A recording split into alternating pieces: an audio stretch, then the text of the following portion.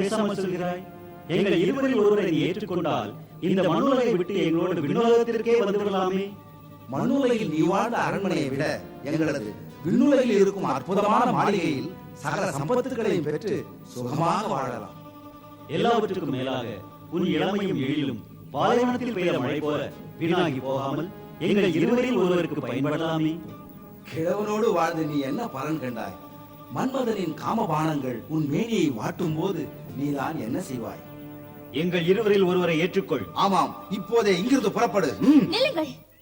நீங்களா அஸ்வினி தேவர்கள்? சூரிய குமாரர்கள் என்பதால் அதிதிகளாக வரவேற்று உபசரிக்க நினைத்தேன். ஆனால் நீங்களோ லோக சாட்சி என்று பெயர் பெற்ற சூரியன் உங்கள் காமாந்தகார செயலுக்கும் சாட்சியாக வானத்திலிருந்து பார்த்து கொண்டிருக்கிறார் என்பதை மறந்து விட்டீர்களா? நாரத மா முனிவரால் நிச்சயிக்கப்பட்டு மகா யோகியான சியவன முனிவரை மணந்தவள் நான். வயது முதிர்ந்தாலும் வாழும் நெறி மாறாது விளங்கும் அவர் எங்கே? இளமை இருக்கும் கர்வத்தில் இழி செயலுக்கு தூண்டும் நீங்கள் எங்கே? நெருப்பு அதை தன் கரத்தால் தொட்டவர்களை தான் எரிக்கும். ஆனால் பிறன் மனைவியை விரும்பும் பாவ நினைப்பாகிய நெருப்போ தன்னையே எரிக்கும் என்பதை உணராது என்னிடம் நெருங்க முயன்றவர்களே, நான் மாமுனிவரின் பத்தினி என்பது உண்மையானால், இன்று வரை அவருக்குரிய பதிபக்தியால் நிலை பெற்று வாழ்வது உண்மையானால், நானே உங்களை வேண்டாம். நாங்கள் எந்த தீய நோக்கத்தோடு உன்னை நாடி வரவில்லை. இளமை கொண்ட நீ சரணமிட்டு வாழ்கிறாயா? மாமுனிவருக்கு மனதாலும் துரோகம் நினைக்காத தூய்மை கொண்டவளாக இருக்கிறாயா என்று சோதிப்பதற்காகவே இப்படி செய்தோம். ஆம் பெண்ணே, தபோவலம் மிகுந்த சேவன முனிவர் தமது குறைகளை தானே நிவர்த்தி செய்து கொள்ள முடியும். ஆனால் தவத்தின் பலனை இழக்க நேர்மை என்று அமைதியாக வாழ்ந்து கொண்டிருக்கிறார். எங்களது சோதனையில் வெற்றி பெற்ற உனக்கு எங்களது அன்பு பரிசாக அவருக்கு இளமையும் கண்ணொளியையும் தந்து விடுகின்றோம்.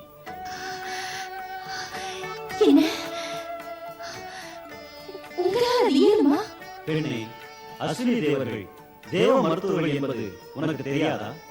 எங்களால் எந்த குறையும் நீக்க முடியும். நீ சென்று உடனே உன் கணவரை அழைத்து வா. என் நன்றியை, என் மகிழ்ச்சியை எப்படி உங்களிடம் சொல்வது என்று புரியாமல் தவிக்கிறேன். இதோ இப்பொழுதே சென்று அவரை அழைத்து வருகிறேன்.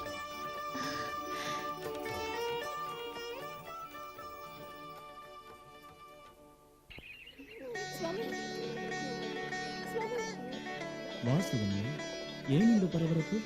அஸ்வினி தேவர்கள் சுவாமி, அஸ்வினி தேவர்கள். அஸ்வினி தேவர்களா? தேவ வைத்தியர்கள்? அவர்களுக்கு என்ன? அவர்களை கண்டேன், அவர்களோடு உரையாடினேன். என்னை சோதித்து கருதி என்னிடம் ஏதேதோ பேசினார்கள். அதில் வெற்றி கண்டேன். அவர்கள் ஆசையை பெற்றேன். அதற்கு அடையாளமாக தங்களுக்கு ஏற்பட்ட குறையை நீக்க முன்வந்திருக்கிறார்கள். சுகன்யா, தொழுநோய் கொண்ட தன் கணவனுக்காக சூரியனையே நிறுத்தினாள் நலாயினி. சாபத்திற்குள்ளான தன் கணவனை காக்க அக்னி தேவனையே ஸ்தம்பிக்க செய்துவிட்டாள் ஹேமாவதி. ஆனால் நீயோ எனக்காக இங்கு அஸ்வினி தேவர்களையே வரவழைத்து விட்டாள். ஆனால் என்ன சுவாமி? பதட்டப்படாதே சுகன்யா. அவ்வளவு எளிதில் அவர்கள் உன் விருப்பத்தை நிறைவேற்றி விட மாட்டார்கள். அருள் வழங்கும் நேரத்தில் உனக்கு ஒரு சோதனை வைப்பார்கள். ஏன் அஞ்சுகிறாய்?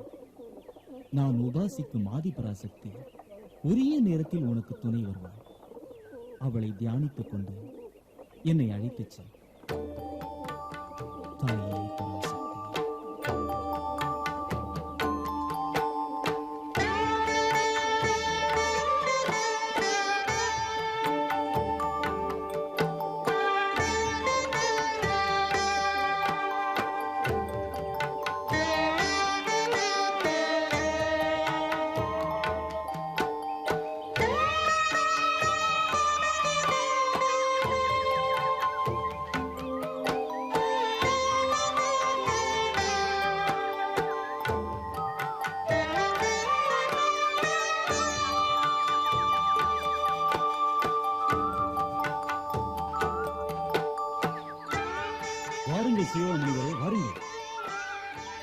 அஸ்வினி தேவர்கள் உலகுக்கெல்லாம் ஒளி தரும் ஆதித்யன் குமாரர்களே, வைத்திய சாஸ்திரத்தில் முதன்மை பெற்று விளங்கும் தேவ மருத்துவர்கள், உங்களை கண்குளிர பார்த்து என் ஆசிரமத்திற்கு அழைத்துச் செல்ல என்னால் இயலவில்லை.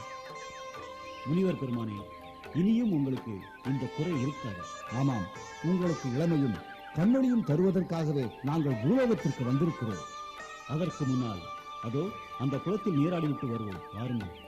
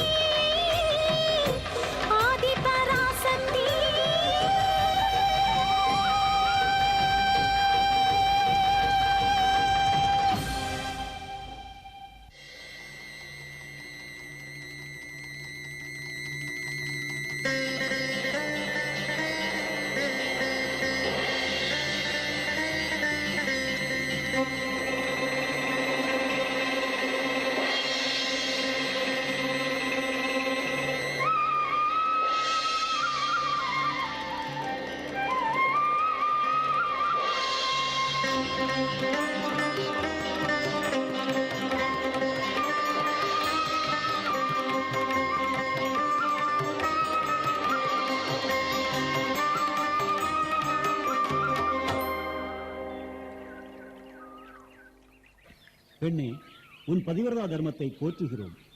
ஆதிபராசக்தியின் பூரண அருள் உனக்கு கிடைத்திருக்கிறது.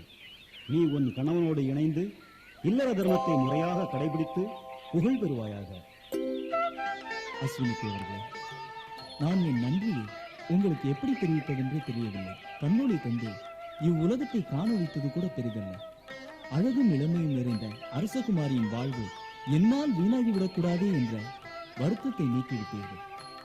வயது முதிர்ந்த என்னை வாலிபனாக்கி பிரகஸ்த வாழ்வுக்கு தகுதி பெற்றவனாக்கி விட்டீர்கள். இல்லற வாழ்வின் முதல் தர்மம் அதிதிகளை உபசரிப்பதுதானே.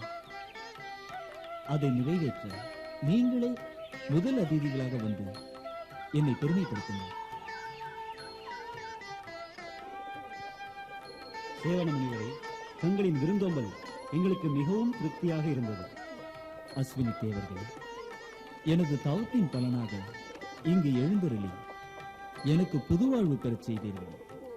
அதற்கு நன்றி கடனாக உங்களுக்கு ஏதாவது செய்ய வேண்டும் என்று நான் ஆசைப்படுகிறேன். அப்படி ஏதேனும் ஆசை இருந்தால் தாங்கள் அதை சொல்லி அருள வேண்டுகிறேன். முனிவர் பெருமானே, எங்கள் குறை எவராலும் தீர்க்க முடியாதது. அந்த இந்திரனே எங்களுக்கு எதிராக இருக்கும் போது தாங்கள் எப்படி எங்களுக்கு உதவ முடியும்? வைத்தியர்கள் என்பதால் வேள்வியில் கலந்து கொண்டு மற்ற தேவருடன் சேர்ந்து அவிர்வாகம் பெற தகுதியில்லை என்கிறான் இந்திரன். அந்த அவமானத்தின் கரை எங்களை விட்டு என்றும் நீங்க போவதாக தெரியவில்லை. அப்படி சொல்லாதீர்கள். ஆதி பராசக்தியின் அருள் இருந்தால் யாரும் எதையும் சாதிக்க முடியும். உங்கள் குறை நீங்க நானே ஒரு வேள்வி நடத்துகிறேன். அதிலும் தேவிக்குரிய யாகத்தையே நடத்துகிறேன். அந்த இந்திராதி தேவர்கள் பார்க்க உங்களுக்கு அவிர்வாகம் வழங்குகிறேன். வேண்டாம் சேவனரே, வேண்டாம். எங்கள் பொறுப்பு இந்திரனின் கோபத்திற்கு நீங்கள் ஆளாக வேண்டாம். எங்களுக்கு நன்றி கடன் செலுத்துவதாக நினைத்து உங்களுக்கு மீண்டும் ஒரு துன்பத்தை ஏற்படுத்திக் கொள்ள வேண்டாம். இல்லை, இந்திராதி தேவர்களையும் அவர்களுக்கு முதலான மும்மூர்த்திகளையும் படைத்தவள் ஆதி பராசக்தி அல்லவா? அவளுக்காக நடக்கும் யாகத்தில் அந்த இந்திரன் வந்து என்ன செய்துவிட முடியும்? உறுதியாக இருந்து விரைவில் உங்களை வேள்விக்கு அழைக்கிறேன். இன்று நடந்தது போல் எளிதான விருந்தல், வானவருக்கே உரித்தான அவிர்வாகத்தையே உங்களுக்கு வழங்குகிறேன். தாயே பராசக்தி, இதை சாதிக்கும் சக்தியை எனக்கு கொடு.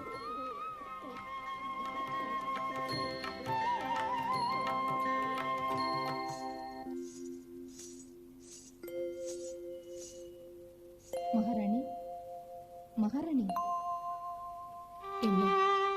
இளவரசரை பார்க்க வேண்டும் போல இருக்கிறது.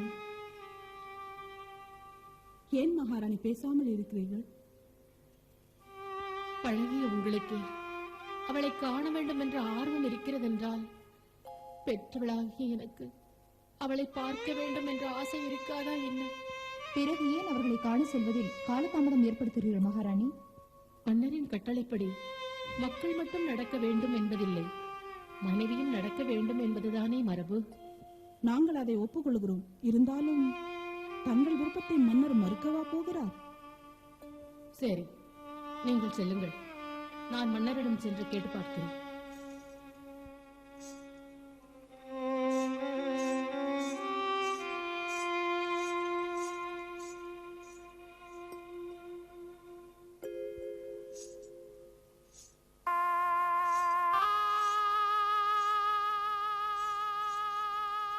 சுவாமி,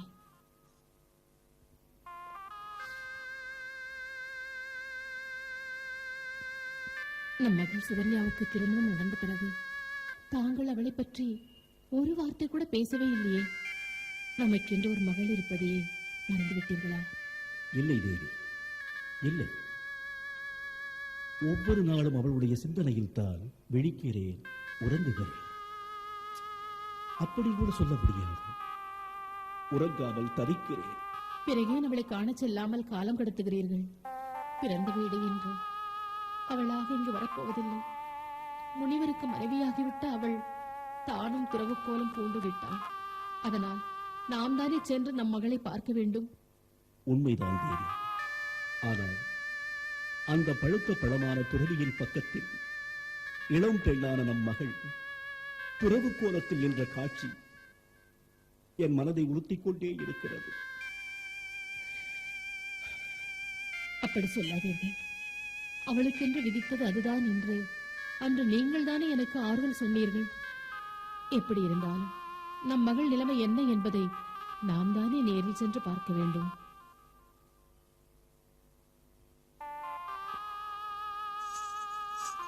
ஆம், நீ சொல்வதுதான் சரி. இன்றைய கானகம் செல்ல ஏற்பாடு செய்கிறேன். நீ புறப்பட தயாராக இரு.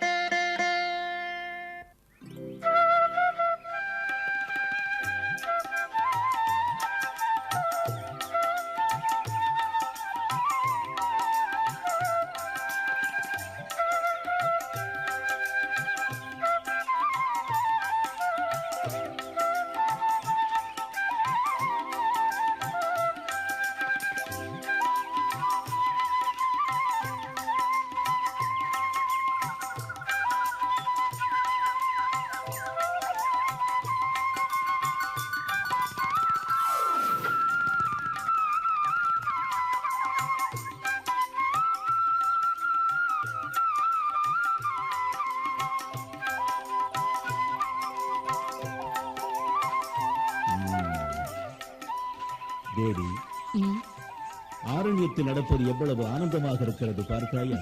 உண்மைதான் சுவாமி.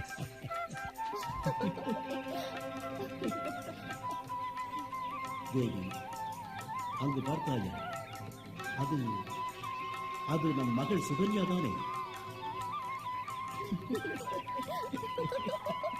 ஆமாம் சுவாமி. அவளுடைய பக்கத்தில் அவள் மீது சாய்ந்து அமர்ந்திருக்கும் அந்த இளைஞன் யார் என்று புரியவில்லையே. இனிமேல் புரிவதற்கு என்ன இருக்கிறது? முதியவரான கணவருக்கு துரோகம் செய்துவிட்டு யாரோ ஒரு இளைஞனுடன் ச்சே! ஐயோ! இல்லை, இல்லை சுவாமி, இல்லை. நம் மகள் ஒருபோதும் இப்படிப்பட்ட கேவலமான காரியத்தை செய்யவே மாட்டாள். கண் முன்னே காணும் காட்சிக்கு சாட்சி வேண்டுமா தேவி?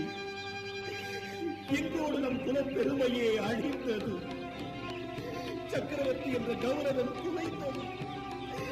நம் வாழ்வே நாசமாகிவிட்டது தேவி, நாசமாகிவிட்டது. சுவாமி, சுவாமி, சுவாமி, ஐயோ, சுவாமி, சுவாமி, சுவாமி.